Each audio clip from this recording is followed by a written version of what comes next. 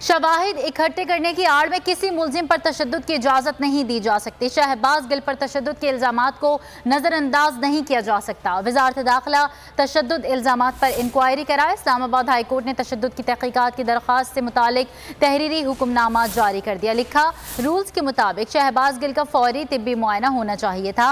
Jail हुक्काम session जज और in charge prosecution को रिपोर्ट देने के पाबंद थे।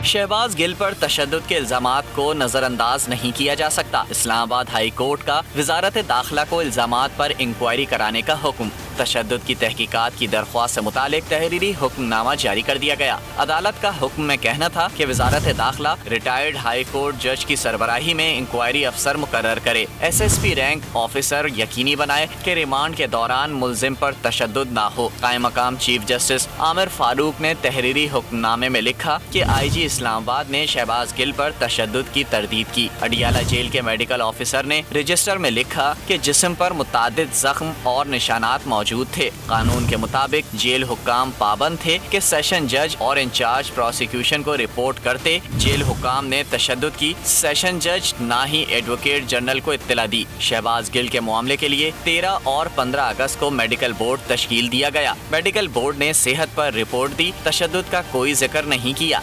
मैं हूं जैस्मिन मंजूर और आप मुझे देखेंगे सिर्फ बोल पर।